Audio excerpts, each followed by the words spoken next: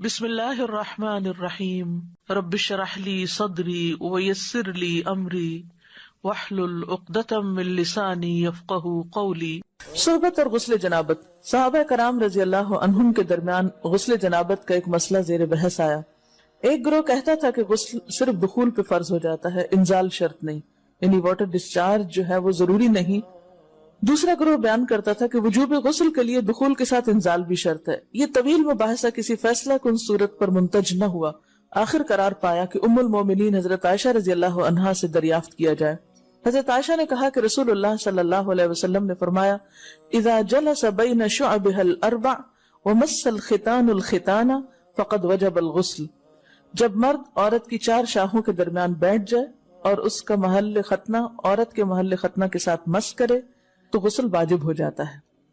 تو مسئلہ یہ ثابت ہوا کہ صرف دخول پر ہی مرد اور عورت جنبی ہو جاتے ہیں اور ان پہ غسل واجب ہو جاتا ہے، انزال یعنی منی کا نکلنا شرط نہیں۔ جنابت کے احکام۔ وجوب غسل کی حالت کو حالت جنابت کہتے ہیں۔ وجوب غسل یعنی جب غسل واجب ہو جاتا ہے تو اس حالت کو جنابت کہتے ہیں۔ جنابت کا لفظ جم سے، جم پہلو کو کہتے ہیں، نہیں بچنا۔ مندرجہ ذیل چار حالتوں میں مسلمان مرد اور عورت پر غسل کرنا فرض ہو جاتا ہے۔ نمبر 1، جوش کے ساتھ منی خارج ہونے کے بعد، اس میں احتلام بھی داخل ہے، یعنی کوئی ایسا خواب آئے یا ویسے۔ نمبر 2، صحبت کے بعد یعنی سیکشول انٹرکورس کے بعد۔ نمبر 3، حیض کے بعد۔ نمبر 4، نفاس کے بعد یعنی بچے کی پیدائش کے بعد۔ اس میں یاد رکھیے کہ بہت سے لوگ پوچھتے ہیں کہ اگر خواتین انٹرنل چیک اپ کرواتی ہیں تو کیا اس سے غسل واجب ہوتا؟ تو کوئی غسل واجب نہیں ہوتا جب تک کہ ان چار چیزوں میں سے کوئی چیز نہ ہو۔ اس میں یاد رکھیے کہ بہت سے لوگ پوچھتے ہیں کہ اگر خواتین انٹرنل چیک اپ کرواتی ہیں تو کیا اس سے غسل واجب ہوتا؟ تو کوئی غسل واجب نہیں ہوتا جب تک کہ ان چار چیزوں میں سے کوئی چیز نہ ہو۔ صرف منی خارج ہونے سے بات نہیں، بلکہ جوش کے ساتھ منی خارج ہونے کے بعد غسل واجب ہوتا ہے۔ رسول اللہ صلی اللہ علیہ وسلم نے فرمایا، جب تم عورت کی چار شاخوں کے درمیان بیٹھ کر صحبت کرو تو تم پر غسل واجب ہو گیا اگرچہ منی نہ نکلے۔ آپ نے غور کیا ہوگا کہ طہارت کے مسائل بہت تفصیل کے ساتھ اور اپنے اندر بہت ڈیٹیلز رکھتے ہیں، اور بہت سے موضوعات ایسے ہیں کہ جو انسان کی ظاہری زندگی نہیں بلکہ اس کی نجی اور ذاتی زندگی سے متعلق بھی ہیں، لیکن اس طرح پبلکلی ان کو پڑھانا اور ان کو سکھانا یہ بھی ایک ضرورت ہے، کیونکہ آپ صلی اللہ علیہ وسلم نے انصار کی خواتین کی تعریف کی کہ انصار کی خواتین کتنی اچھی ہیں جنہیں حیا دین کا علم حاصل کرنے سے نہیں روکتا۔ تو سوال یہ پیدا ہوتا ہے کہ آخر اتنی تفصیلات کیوں؟ اور بعض لوگ اس کو ناپسندیدہ قرار دیتے ہیں، تو ایسا کرنا ناسمجھی کی علامت ہے۔ ہم دیکھتے ہیں کہ انسان اگر اللہ کے بتائے ہوئے طریقے کے مطابق زندگی بسر کرتا ہے تو اس میں خیر ہی خیر ہے، اور وہ صرف خیر اس کی اپنی ذات تک نہیں رہتی، بعض اوقات دوسروں کی بھلائی کا ذریعہ بھی بن جاتی۔ عورت کو بھی احتلام ہوتا ہے۔ ام المومنین حضرت سلمہ رضی اللہ عنہا روایت کرتی ہیں کہ حضرت ام سلیم نے رسول اللہ صلی اللہ علیہ وسلم سے کہا، اے اللہ کے رسول، یقیناً اللہ حق سے نہیں شرماتا، یعنی حق بات اور ایک ضروری بات جو ہے اس کو واضح کرنا ضروری ہوتا ہے، اور اس معاملے میں شرم سے کام نہیں لینا چاہیے، کہیں ایسا نہ ہو کہ انسان انجانے میں غلط کام کرتا رہے۔ تو یہ کہہ کر انہوں نے مسئلہ پوچھا، کیا عورت پر غسل ہے جبکہ اس کو احتلام ہو؟ آپ نے فرمایا ہاں، لیکن جب پانی کا نشان دیکھے یعنی منی دیکھے۔ اس پر حضرت ام سلمہ نے شرم سے منہ چھپا لیا اور عرض کیا، اے اللہ کے رسول، کیا عورت کو بھی احتلام ہوتا ہے؟ آپ نے فرمایا ہاں ہوتا ہے، تیرا داہنا ہاتھ خاک آلود ہو، یعنی ایک پیار کی ڈانٹ تھی۔ اور اس میں ہو سکتا ہے کہ مزاج کا فرق ہو، بعض خواتین کے ساتھ ایسا نہ ہو اور بعض کے ساتھ ایسا ہو، لیکن اس میں جو اصل چیز ہے وہ ایکسیسو واٹر ڈسچارج ہے۔ اس میں کہیں ایسا نہ ہو کہ لیکوریا وغیرہ کے ساتھ اس کو ریلیٹ کر دیا جائے، دونوں چیزوں میں فرق ہے۔ اور احتلام جو ہے وہ سوتے وقت ہوتا ہے، یعنی سو کر اٹھنے پر اگر انسان اپنے کپڑوں پر زیادہ ڈسچارج دیکھے، خواہ کوئی خواب یا کوئی فیلنگ یاد نہ بھی ہو، تو پھر غسل کرنا ضروری۔ معلوم ہوا کہ عورت یا مرد نیند سے اٹھ کر اگر تری یعنی نشان منی دیکھیں تو یہ احتلام کی علامت ہے، لہٰذا ان پر غسل کرنا فرض ہو جاتا ہے۔ اور اگر احتلام کی کیفیت انہیں یاد ہو لیکن نشان نہ پائیں، یعنی خواب یاد ہے لیکن کوئی سامنے علامت نہیں، تو غسل فرض نہیں ہوگا۔ ایسی صورت میں شک کی ضرورت نہیں ہے کہ نہیں میں نے خواب دیکھا اور مجھے خواب بالکل صحیح یاد ہے تو مجھے نہانا چاہیے. نہیں، محض خواب پر نہیں نہایا جائے گا جب تک کہ فزیکلی کوئی ایسی چیز سامنے دیکھی نہ جائے.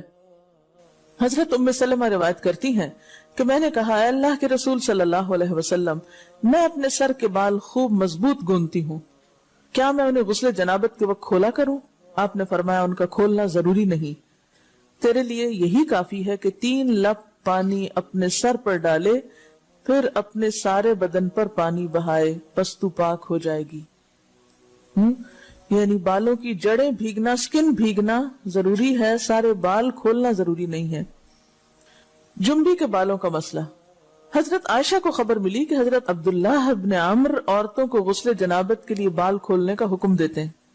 فرمانے لگی، ابن عمرو پر تعجب ہے، انہوں نے عورتوں کو تکلیف میں ڈال دیا، وہ انہیں سر منڈوانے کا حکم کیوں نہیں دے دیتے؟ یہ حضرت عائشہ کی ڈانٹ تھی. یعنی وہ یہ تو کہنے کہ عورتیں بال کھول کھول کے نہائیں، تو وہ پھر سیدھا یہی کہے کہ عورتیں بال منڈوا لیں. میں اور رسول اللہ صلی اللہ علیہ وسلم ایک ہی برتن میں غسل کرتے اور میں اپنے بال کھولے بغیر سر پر 3 چلو سے زیادہ پانی نہیں ڈالتی تھی. معلوم ہوا کہ غسل جنابت کے لیے بال کھولنے کی ضرورت نہیں، مگر یہ حکم صرف غسل جنابت کا ہے. غسل حیض کے لیے بالوں کا کھولنا ضروری ہے کیونکہ وہ مہینے میں ایک دفعہ ہے. حضرت عائشہ سے روایت ہے کہ انہیں رسول اللہ صلی اللہ علیہ وسلم نے غسل حیض کے لیے فرمایا، اپنے بال کھولو اور غسل کرو. اس میں آپ دیکھیے کہ دونوں چیزوں میں فرق کیوں ہے، دونوں کی نوعیت فرق ہے. اور حیض جو ہے وہ ایک نجاست کی کیفیت بھی ہے نا، قل هو اذی، تو اس کے بعد نہانا اور نہا کر خوشبو لگانا خاص طور پر اس کا سارا حکم آتا ہے. لیکن غسل جنابت میں نجاست کی وہ کیفیت نہیں ہے. یعنی حیض کا خون اور منی جو ہے ان دونوں کے حکم میں بھی فرق ہے. ٹھیک ہے نا. بعض علماء کے خیال میں جو منی ہے اٹ سیلف وہ ناپاک چیز نہیں ہے. اگر کسی کپڑے وغیرہ کو لگ گئی تو وہ کپڑا ناپاک نہیں، اگر اس کو خشک ہونے پر کھرچ کے صاف کر دیا جائے تو کپڑا صاف ہو جائے گا. لیکن خون حیض پر آپ صلی اللہ علیہ وسلم کیا فرمایا؟ چٹکیوں سے مل مل کے اس کو صاف کر کے دھوئے. تو ان دونوں میں بھی فرق ہے. لہٰذا ان دونوں کے بعد نہانے کے حکم میں بھی فرق ہے. ایک میں بال کھولے جائیں گے اور بال بھی دھوئے جائیں گے اور بالوں کی جڑیں بھی دھوئی جائیں گی، جبکہ دوسرے عام غسل جنابت میں بال کھولنا اور پورے بال دھونا شرط نہیں. بہت سے بچے ایسی جن کی شادی ہوتی ہے اور اس کے بعد انہیں ان مسائل کا پتہ نہیں ہوتا، یا تو وہ شرم کے بارے نہاتی نہیں، یا نہاتی ہیں تو پھر وہ پورے بال دھو دھو کے سکھانے میں اور ان چیزوں میں اتنا وقت ضائع کر دیتی ہیں کہ پھر بعضوں کا شوہر کی نافرمانی اور آپس کے تعلقات میں ٹینشن، لوگوں کا خوف. تو اگر دین کا صحیح مسئلہ پتا ہو تو انسان ان تمام مشقتوں سے بچ جاتا ہے اور ایک نارمل روٹین کی لائف گزار سکتا ہے. تو اس میں کیا صرف 3 کپ پانی، 3 لپ پانی، یعنی 3 دفعہ کیوں کہ اگر ایک دفعہ ڈالنے سے پوری طرح نہیں بھیگا تو آپ یہ بھی کر سکتے ٹیپ کے آگے سر کر کے تو ساری اسکن جو ہے سر کی اس کو آپ گیلا کر لیں. پیچھے سے بال جو ہیں اگر لمبے ہیں تو ان کو ایک طرف کر دیں تاکہ پورے بال نہ دھونے پڑے، نہ سکھانے پڑے اور نہ خشک کرنے پڑے، اور باقی جسم پہ پانی بہا لیں. دوسری صورت یہ ہے کہ مگ میں پانی لے کے تو اس کو آپ تھوڑا تھوڑا کر کے پورے کو ایک دفعہ کریں، پھر اس کے بعد دوبارہ کریں اور تیسری دفعہ رول کر کے بالوں کو پیچھے سے شاور کیپ ڈال لیں اور باقی جسم پھر دھو لیں. شاور کیپ سے کیا ہوتا ہے عام طور پر کہ پیچھے کے جو سارے لمبے بال ہیں پھر وہ نیچے گر کے گیلے نہیں ہوتے، وہ آپ کے سر پہ ٹک جاتے ہیں. تو سر کی اسکن دھوئیں اور بالوں کو جوڑے کی شکل میں باندھ کے اوپر شاور کیپ پہن کے پھر باقی جسم کو اچھی طرح دھو لیں. تو اس میں آپ دیکھیں کہ جب بالکل سر کے سکن کا حصہ ہی تر ہوگا، اور یہ 3 دفعہ کرنا ہوگا، ایک دفعہ سے نہیں کام چلے کہ 3 دفعہ کرنا، تاکہ کوئی بھی بال برابر جگہ سکن کی خشک نہ رہ جائے. تو اس سے کیا ہوگا کہ جتنا کم بال گیلے ہوں گے اتنے کم دیر میں ان کو خشک بھی کیا جا سکتا ہے اور کسی بھی مشقت کے بغیر انسان نماز پڑھ سکتا ہے.